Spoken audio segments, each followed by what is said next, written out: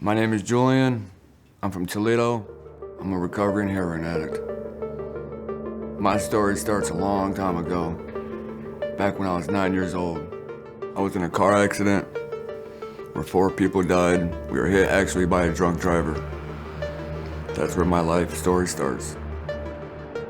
Killed 4 people and left me burned forever. I was a shattered body, a shattered soul, and I didn't know what I was gonna do. In the hospital, they drilled me up with all kind of pain meds. I was on morphine drip, Oxycontin, antidepressants, everything. When they would take me off, when I got out of the hospital, when they took me off everything, I just got really, really sick.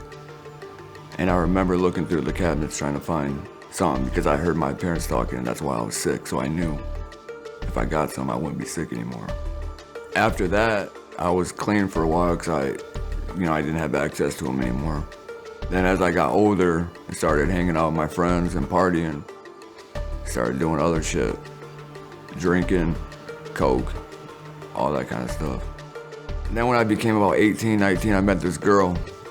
Her parents were addicts. They introduced me back to Percocets, Oxys, and all that. So I started taking them again. I remember the feeling and I liked it. So I started buying off them. It slowly graduated back into an everyday habit. I was feeling depressed. Everything from my childhood started coming back to me. The car accident, the fighting, the drugs, being suspended from school. Couldn't help it, couldn't control it. I just wanted to take any anxiety, any pain away. I self-medicated. When the pills started getting too expensive, when it became like $100 for an Oxycontin and $10 for a bag of heroin, that's when I made the jump. I started using heroin because it's cheaper. I didn't know where it was gonna lead me. I didn't know I was gonna turn into a junkie that bad. I lost everything. I got a $500,000 settlement for my car accident. I went through it in like 2 years. Not only did I buy houses, cars, I was buying large amounts of drugs, partying everybody up. I guess at the time I didn't really think about the future. I didn't think I was gonna devastate my body, my health, my relationships. Little by little, I started losing everything. I stopped paying my house taxes because I'd rather have that money for drugs. I paid $102,000 for my house. By the time I sold it for $36,000 because they had a lien on it and I only got $16,000 from it. But that $16,000 bought me more drugs. I didn't care. Money comes and goes. That's what I thought. I'll get it again. I would just sell more annuity payments. Sell a $100,000 annuity payment, get about $50,000 back. Right now, cash money. Under the influence, my mom tried to intervene all the time. She wanted me to stop. She could see what I was doing to myself. I didn't want to stop. I was young, I had money. I was living my life. And then another devastating blow was when my girlfriend actually cheated on me because I trusted her. And she knew my entire life story, my backstory, my relationship with my family. She had everything, and for her to do that to me, it was a blow. It was definitely a blow. I got worse. I started chewing up because I just didn't want to feel it. The only way I could stay with her is if I was high. The only way I could look her in her face is if I was high. Because if I knew if I was sober, I wouldn't be able to tolerate it. So that kept me going for a little while. In and out of detoxes. The very first detox I went to was Dawn Farms in Michigan. It was a free detox clinic. I've been to Compass when it was Compass. Sassy when it was sassy. Rainbow, up in Michigan, a methadone clinic. Arrowhead, that was actually the first place I'd ever been, was Arrowhead. They were all just bits and pieces of what my future was gonna lead into. I needed to go through the devastating blows, the hardship, the heartache, the loss of everything to get to where I am now. I feel fulfilled today. I feel good. No longer using heroin. It's going on 3 years. You see, I don't count days like everyone else does. I just know it was winter 2018 because I'm not gonna dwell on it. I'm not gonna wake up every day saying 233. It's not gonna have that control on me, not anymore. I won't allow it. Coming off drugs was bad. Coming off heroin, that's something else. That's like living in hell with the devil. Heroin was the devil's drug, and it should have stayed in hell.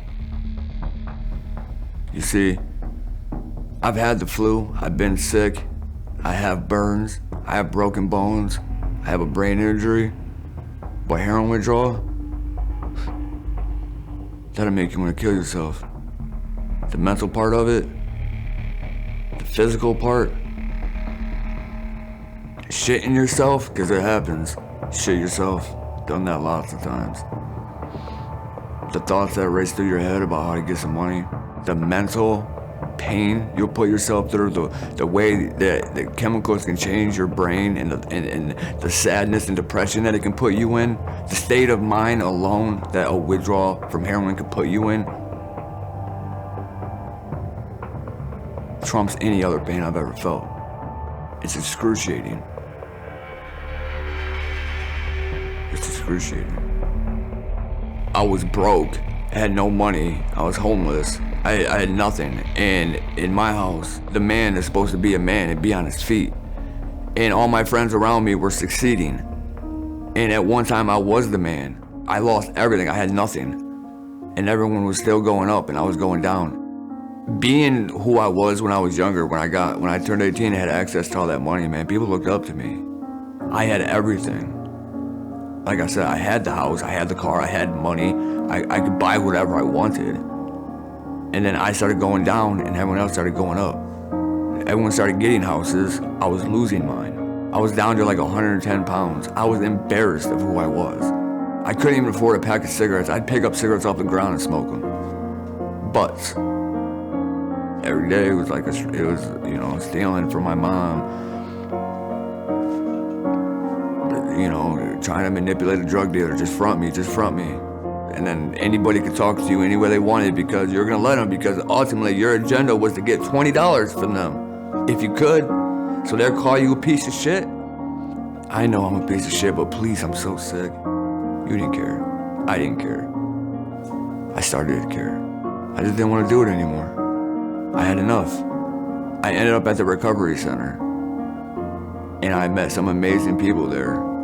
True people, 100% real people that helped me.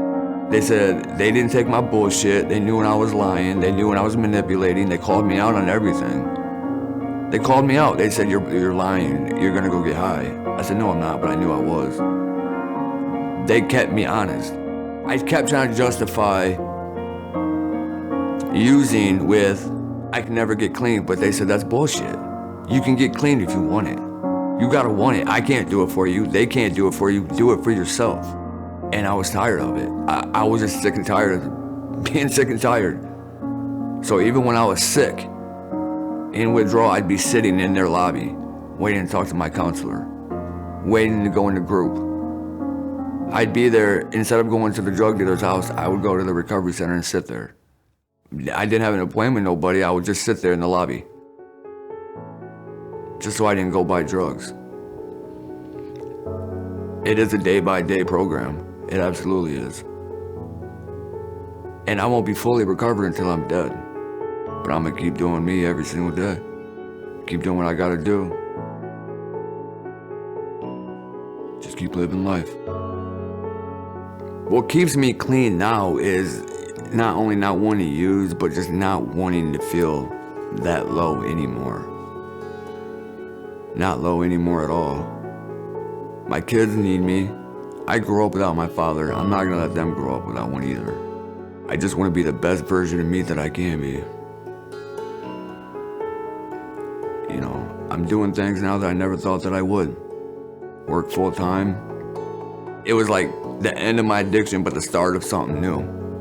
And then about a year into working there, they came up to me and said, we have a position for a meat cutter butcher position. The starting pay is, $14 back then. It was about 4 years ago. Would you be interested? I said, hell yeah. I said, yeah. They got me in there. I started doing the apprenticeship.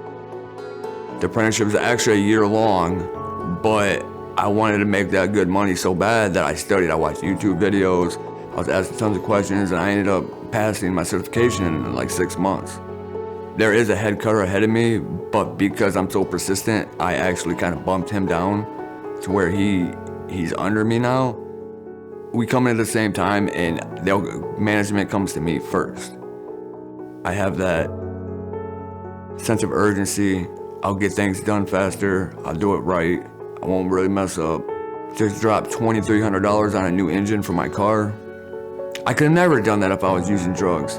$2,300, that car would have been junked. The loan that I have on it would have went default. But now my credit's amazing. Feels great. Now I have money in my pocket. I don't have to worry about selling something. I can go buy new clothes if I want them. I can go buy food when I want it. Fix my car if I need to. I love my life right now. Heroin humbled me. If there's one thing that people take from me, it would be, it doesn't matter what your background is. It doesn't matter where you come from. It doesn't matter who you are. It doesn't matter where you are. You never start out saying, I'm gonna be a junkie. It can happen to anyone, anywhere, anytime, for any reason. I started my adult life as a champ, at the top of my game. I had everything. If I wanted it, I got it. Because of heroin and drugs, I was a piece of shit. I was lower than low. I was nothing. But I'm making my comeback. I'm here to stay, and I'll never stop thriving. I went to the recovery center. I got back up. I'm fighting again. I will rise, and I'll stay there. Thanks to my recovery and the people at the recovery center. Shout out to Duke, my counselor. Started from the bottom, now we're here.